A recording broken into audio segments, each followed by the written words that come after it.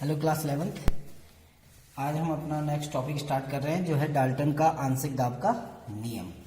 तो किसी भी गैस का जो दाब होता है, हमने गैसों के गुण में पढ़ा है कि गैसों का एक गुण होता है कि गैसें दाब डालती हैं। तो गैसें दाब क्यों डालती हैं? क्योंकि जो गैस के अणु हैं वो निरंतर गतिशील होते हैं। हमें पता है कि गैस के जो अणु हैं उनके बीच में आकर्षण बल बहुत कम होता है और उस बहुत ही निम्न आकर्षण बल के कारण वो गति करने के लिए स्वतंत्र होते हैं।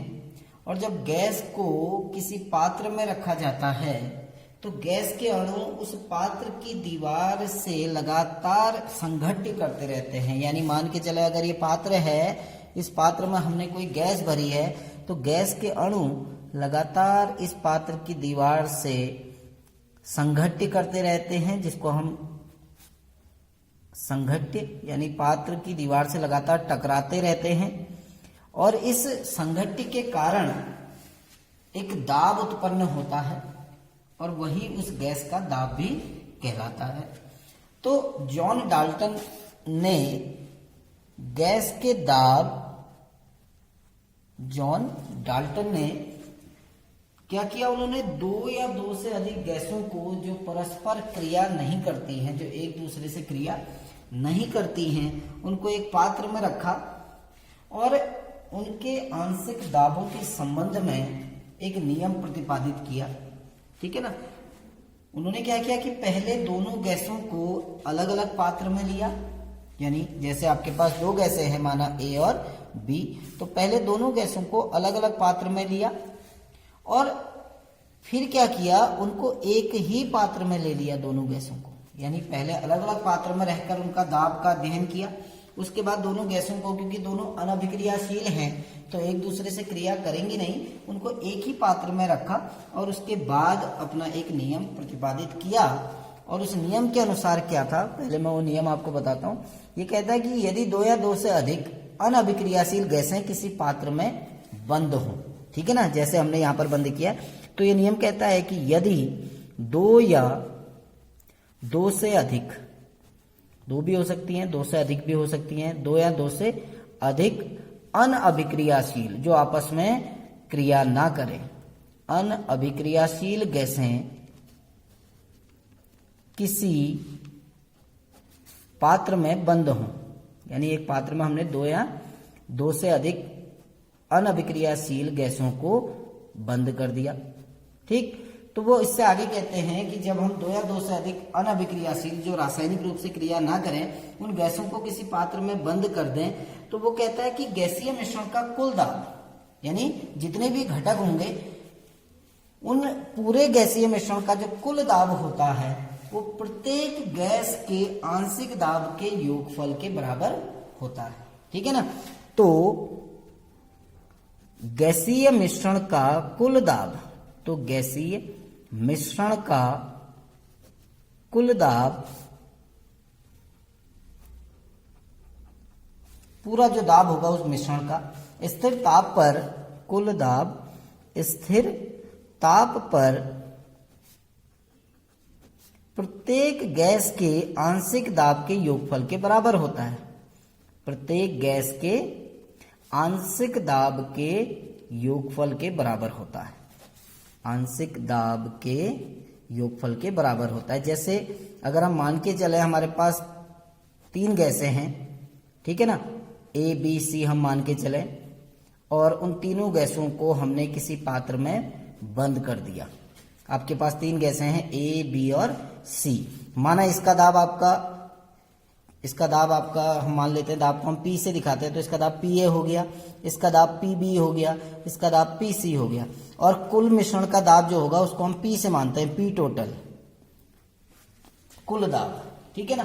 तो वो कहता है कि पूरे मिश्रण का जो कुल दाब होगा वो इन घटकों के आंशिक दाबों के योगफल के बराबर होगा, P A plus P B plus P C. तो उन्होंने क्या किया, पहले गैसों को अलग अलग पात्र में लिया। जैसे ये तीन गैसें हैं, इनको अलग अलग पात्र में लिया। माना इसका दाब आपका 10 है, इसका भी 10 पास्कल का दाब लगा रहा है, ये भी 10 पास्कल का लगा रहा है, तो ये कुल मिश्रण का जो दाब होगा वो 30 पास्कल का होगा। चाहे हम उसको अलग अलग मेजर करें या उसको पूरा मिलाने के बाद भी उनका जो कुल दाब होगा वो उनके आंशिक दाबों के योगफल के बराबर होगा। ठीक है ना। तो ये आपका डाल्टन का गैसों का आंशिक दाब का नियम है। अब इस जो आंशिक दाब है इसको हम मोल अंश के पदों में लिखते हैं। देखिए नेक्स्ट हेडिंग आपकी आएगी मोल अंश के पदों में। मोल अंश हमने आपके पहले पढ़ चुके हैं जिसको मोल प्रभाज भी कहते हैं। मोल अंश के पदों में आंशिक दाब, एक डेरिवेशन हम निकालेंगे। मोल अंश के पदों में आंशिक दाब, मोल अंश जिसको हम x से दिखाते हैं, वैसे इसको बोलते हैं, इसको x नहीं है, इसको बोलते हैं काई। ठीक है ना। तो अब हम मोल अंश के पदों में जो आंशिक दाब है उसको निकालेंगे। हम मान के चल रहे हैं 3 गैसें हमारे पास हैं।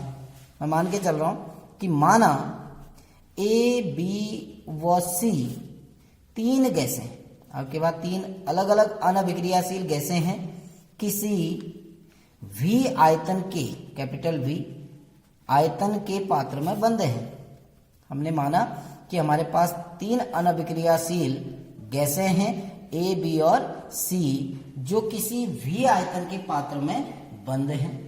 ठीक हो गया ना। अब हम उसी के आगे हम कहते हैं माना जो A गैस है उसके मोलों की संख्या Na है, जो B गैस है उसके मोलों की संख्या Nb है और जो C गैस है उसके मोलों की संख्या Nc है। मान के चल रहे हैं। आयतन आपको पता है आयतन कितना है V है और हम इनके आंशिक दाब माना Pa, Pb और Pc है। ठीक हो गया ना। आपको मोलों की संख्या पता है, माना गैस A के मोलों की संख्या Na है और उसका आंशिक दाब कितना है Pa, गैस B के मोलों की संख्या Nb है और उसका आंशिक दाब क्या है Pb, और गैस C के मोलों की संख्या Nc है और उसका जो आंशिक दाब है वो Pc है। अब हम जो आदर्श गैस समीकरण होती है उसके अनुसार देखिए, आदर्श गैस समीकरण क्या है, Pb = nRT, ये तो है। अब T कांस्टेंट है, R कांस्टेंट है सबके लिए। ठीक है ना। तापमान आपका कांस्टेंट है क्योंकि नियम में पहले कहा गया है कि यदि ताप कांस्टेंट हो। ठीक है ना। और R आपको पता है पहले गैस कांस्टेंट होता है तो ये भी आपका कांस्टेंट हो गया। बाकी चीजें, V आपका कांस्टेंट है क्योंकि V हमारा, चाहे गैस को आपने अलग अलग तीनों गैसों को एक ही पात्र में बंद किया है और पात्र का जो आयतन है V आयतन है। तो अब हम इसको फॉर्मूला लगाते हैं प्रथम गैस के लिए यानी A गैस के लिए, पहली गैस जो है उसके लिए हम ले रहे हैं इस आइडियल गैस इक्वेशन को लगा रहे हैं। तो क्या हो जाएगा PAV = NART, यही तो होगा PAV = NART। अब इसको हम लेते हैं देखिए क्योंकि हमको आंशिक दाब निकालना है तो PA बराबर क्या हो जाएगा NART/V, equation number 1 NART/V।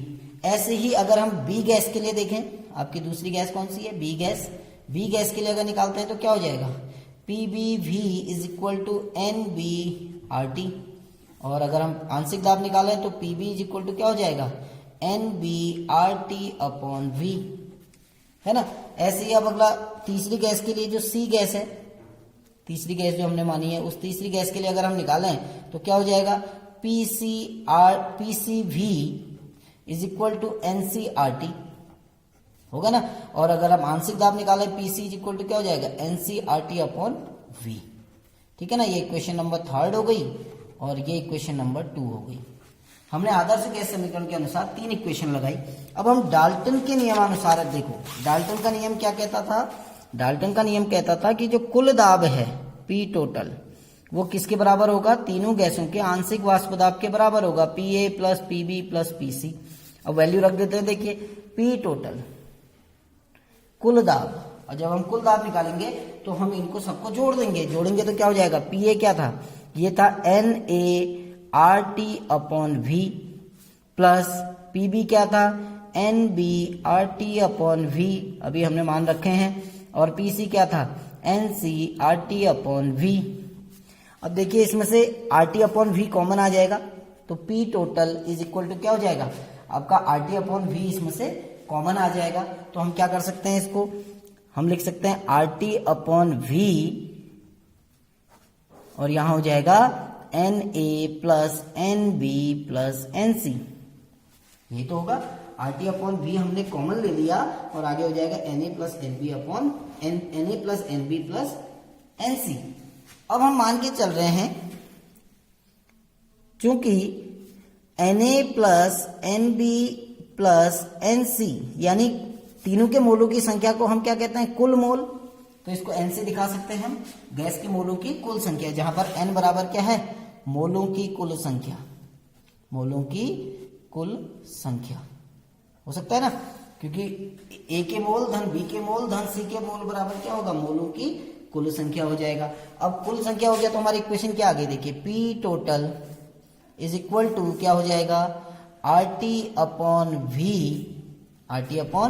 V into N, RT upon V into N। ये हमारी इक्वेशन आई। P टोटल बराबर क्या हो गया, RT upon V into N। इसको हम इक्वेशन 4 मान लेते हैं, ठीक है ना। अब ये हमारी इक्वेशन 4 हो गई जो आई P total is equal to RT upon V into N। अब हम क्या करते हैं एक एक करके कि जो हमारी इक्वेशन थी, जैसे हम फर्स्ट इक्वेशन हमारी क्या थी, मैं दोबारा लिख रहा हूं, फर्स्ट इक्वेशन क्या थी आपकी, PA इज इक्वल टू क्या थी, NA RT अपॉन V। ये इक्वेशन नंबर 1 थी ना। अब हम करते क्या हैं, इक्वेशन नंबर 1 को इक्वेशन 4 से डिवाइड कर देते हैं, यानी इक्वेशन 1 डिवाइडेड बाय इक्वेशन 4। तो क्या हो जाएगा, देखिए PA अपॉन P टोटल, ये तो होगा PA upon P total is equal to क्या होगा, NA RT upon V into, ये उल्टा हो जाएगा, ये हो जाएगा V upon RT into N। ये तो होगा V upon RT into N। अब क्या हो जाएगा, देखिए RT से RT कैंसिल हो गया, V से V कैंसिल हो गया, यानी हमारी इक्वेशन आई PA upon P total is equal to NA upon N, यानी A के मोलों की संख्या बट्टे कुल मोलों की संख्या। अब आपको पता है, देखिए जब हमने पहले मोल अंश पढ़ा था तो क्या होता है, किसी घटक के मोलों की संख्या बट्टे कुल मोलों की संख्या बराबर होता है उस घटक का मोल अंश।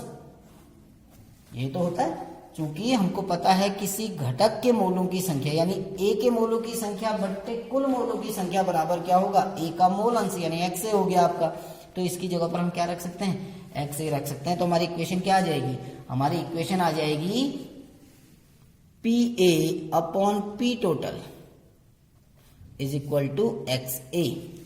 PA upon P total is equal to XA। और अगर हम इसको क्रॉस मल्टीप्लाई करते हैं, देखिए क्रॉस मल्टीप्लाई कर देते हैं तो क्या हो जाएगा, PA is equal to, cross multiply होगा तो ये हो जाएगा XA इंटू P टोटल। यानी अगर किसी घटक का हमको मोल अंश, ये आंशिक दाब निकालना है तो हम क्या करते हैं, उस घटक के मोल अंश को कुल दाब के, गैसीय मिश्रण के कुल दाब से यदि हम गुणा कर दें, ठीक है ना, किसी घटक के मोल अंश को यदि हम उस गैसीय मिश्रण के कुल दाब से गुणा कर दें तो हमको उस घटक का आंशिक वास्तु दाब, आंशिक दाब निकल आएगा। जैसे हमारा इक्वेशन आई कि PA is equal to P total, यानी कुल दाब गुणा A के मोल अंश।